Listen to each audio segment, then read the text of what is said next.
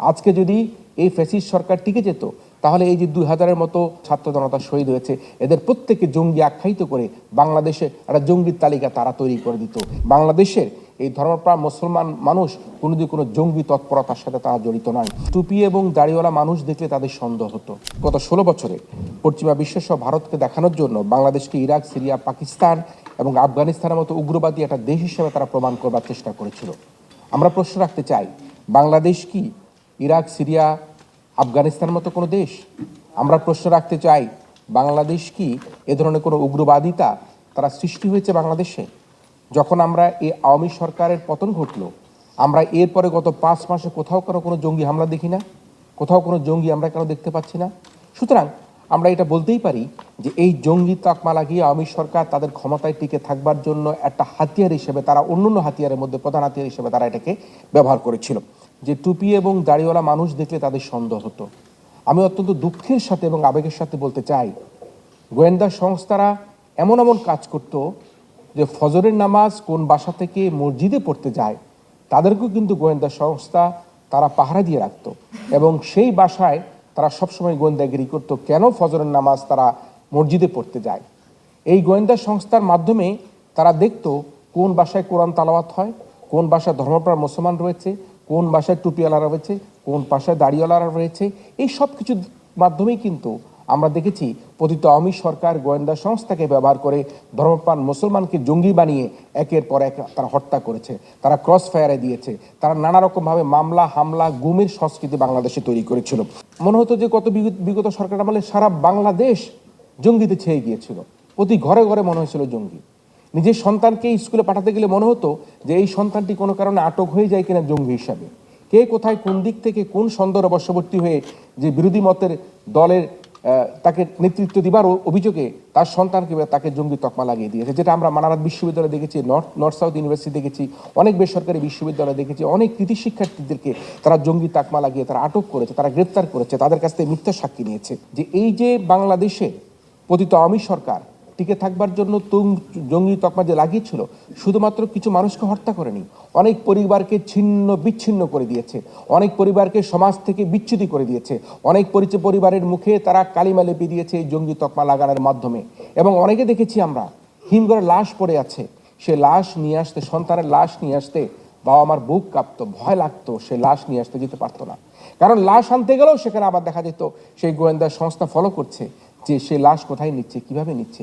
জঙ্গি তকমার যে কার্ড ব্যবহার করে ক্ষমতায় টিকে থাকা যে হাতিয়ার হিসেবে আওয়ামী সরকার বিগত সময়ে ব্যবহার করেছে, সেই জঙ্গি তকমা কিন্তু বাংলাদেশে আর লাগানো যাবে না। কারণ এই ফ্যাসিস্ট সরকার ভেবেছিল যে তারা যুগের পর যুগ, বছরের বছর পর তারা ক্ষমতায় টিকে থাকবে। আজকে যদি এই ফ্যাসিস্ট সরকার টিকে যেত তাহলে এই যে 2000-এর মতো আমার ভাই বোনেরা শহীদ হয়েছে, ছাত্র জনতা শহীদ হয়েছে, এদের প্রত্যেককে জঙ্গি আখ্যায়িত করে বাংলাদেশে একটা জঙ্গির তালিকা তারা তৈরি করে দিত। এই 20-22 হাজার যারা আজকে হাসপাতালে চিকিৎসা নিচ্ছে তাদেরকে কারাগারে যেতে হতো। আজকে যারা মজলুম জননেতারা, মজলুম মানুষরা, রাজনীতিবিদরা সরকারের বিরুদ্ধে কথা বলেছে, তাদেরকেও কিন্তু এই জঙ্গি বা নানা রকমভাবে মামলা হামলা দিয়ে তাদেরকে কারাগারে কারাবরণ করতে হতো, তাদের গলায় ফাঁসি পড়তো। কিন্তু রাখে আল্লাহ মারে কে, আর মারে আল্লাহ রাখে কে? বাংলাদেশের রাষ্ট্রকে যারা দিনের ভোট রাতে করেছে, যারা গুম করেছে, যারা খুন করেছে, যারা হত্যা করেছে, যারা ব্যাংকের টাকা লুট করেছে, যারা এই জঙ্গি কার্ডকে তকমা হিসেবে ব্যবহার করেছে, তারা বাংলাদেশের আর কোনোদিন এই দেশের মানুষ তাদেরকে আর কোনোদিন গ্রহণ করবে না। দেশের মানুষ তাদেরকে ঘৃণা ভরে প্রত্যাখ্যান করেছে। আমরা নানা রকমভাবে নানা আস্তানায় জঙ্গি নাটকের কথা আমরা দেখেছি। নিশ্চয়ই হলিউডের কথা আমাদের আজকে যারা তরুণরা তাদের মনে থাকবার কথা না থাকলেও তারা দেখতে পাবে যে হলিউডের যখন ঘটনা ঘটে, আগের দিন 8টার পরে সে ঘটনা ঘটে, কিন্তু প্রায় 12-13 ঘন্টা পর্যন্ত সেখানে কোনো যৌথ বাহিনীকে অভিযান করতে দেয়নি। 12-13 ঘন্টা পরে পরের দিন সকালবেলা যৌথ বাহিনী মাত্র 11-12 মিনিটের অভিযানে সকল কিছু নিয়ন্ত্রণে নিয়ে আসে। বাংলাদেশের গণমাধ্যম যখন বলছে যে হলিউডের একজন মারা গেছে, ভারতের একটি গণমাধ্যম বলছে 4 জন মারা গেছে। কোথায় থেকে সে ভারতীয় গণমাধ্যম খবর পেল? বাংলাদেশের গণমাধ্যম যখন যে সংবাদ দিচ্ছে তার পূর্বে ভারতীয় গণমাধ্যম খবর দিয়ে দিচ্ছে। এবং আমরা তখন দেখেছি তৎকালীন র্যাবের ডিজি বেনজির সাহেব বলছে, আমরা যারা ওই জঙ্গি ভিতরে রয়েছে তাদের সাথে নেগোসিয়েশন করার চেষ্টা করছি। যদি নেগোসিয়েশন করার চেষ্টাই করা হয়ে থাকে তাহলে এতজন বিদেশি সহ এতজন নাগরিককে কীভাবে হত্যা করা হলো? সুতরাং এখানে আমাদের প্রতিবেশী রাষ্ট্রের কোনো মদত ছিল কিনা সেটি কিন্তু একটা ইঙ্গিত বহন করে। সেটি কিন্তু রাষ্ট্রকে, সরকারকে আমরা মনে করি সেটা পর্যালোচনা করে দেখতে হবে যে হলি আর্টিজানের জঙ্গি হামলার সাথে বিদেশি কোনো শক্তি সেখানে জড়িত ছিল কিনা সেটি বের করতে হবে। আমরা ইতিমধ্যে দেখেছি বিএনপির পক্ষ থেকে তারা আমি সরকারের আমলে 15 বছরে তাদের 276 জন নেতা কর্মীকে ক্রস ফায়ারে হত্যা করার দাবি করেছে।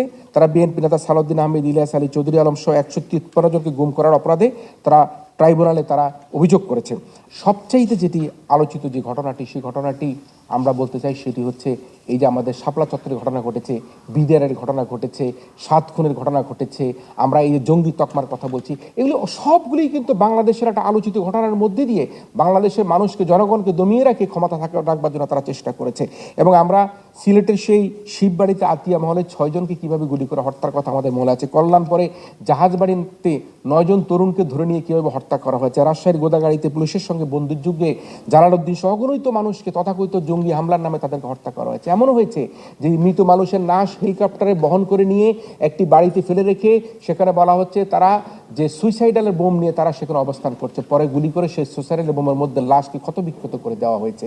এই যে বাংলাদেশকে জঙ্গি তকমা লাগানোর যে অভিযোগ রয়েছে, সেই অভিযোগ কিন্তু এখন আমাদের সামনে ধীরে ধীরে উত্থাপিত হচ্ছে। আমি মনে করি বাংলাদেশের এই ধর্মপ্রাণ মুসলমান মানুষ কোনোদিন কোনো জঙ্গি তৎপরতার সাথে তারা জড়িত নয়। আমরা যদি 21শে আগস্টের বোমা হামলার কথা দেখি, সেখানে আমরা দেখেছি যে বিএনপির বর্তমান ভারপ্রাপ্ত চেয়ারম্যান জনাব তারেক রহমানকে, যেখানে 111 সরকার তারেক রহমানকে সবচাইতে বেশি তাকে কষ্ট দিয়েছে, শাস্তি দিয়েছে, দেশ ত্যাগ করতে বাধ্য করেছে, সেখানে এই 21শে আগস্টের বোমা হামলার মামলায় কিন্তু তারেক রহমানকে তারা অন্তর্ভুক্ত করতে পারেনি, তার কোনো রকম দোষ খোঁজ করে পায়নি। কিন্তু পরবর্তীতে আওয়ামী লীগ সরকার ক্ষমতা আসার পর 3-4টি চার্জশিটের পরে দেখা গিয়েছে পরবর্তীতে মুফতি হান্নানকে দিয়ে মিথ্যা বয়ান দিয়ে তাকে সেই মামলার অন্তর্ভুক্ত করা হয়েছিল। কিন্তু মুফতি হান্নান সেই তার যে এফিডেভিটটি সেটি প্রত্যাখ্যান করেছিল, যা আদালতে হাজির করা হয়নি।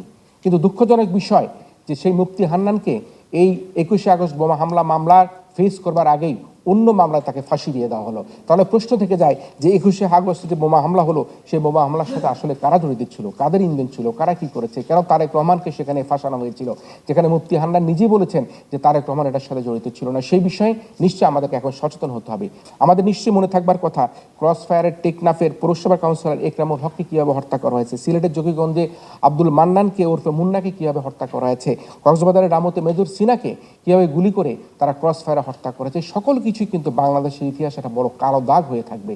এবং এই কারণের জন্য আমি সবশেষে দাবি রাখতে চাই, বাংলাদেশে অনেকগুলি কমিশন হয়েছে, গুম কমিশন হয়েছে, আমরা সংবিধান নিয়ে কমিশন দেখতে পেয়েছি, আমরা বিচার বিভাগ দিয়ে কমিশন দেখতে পেয়েছি।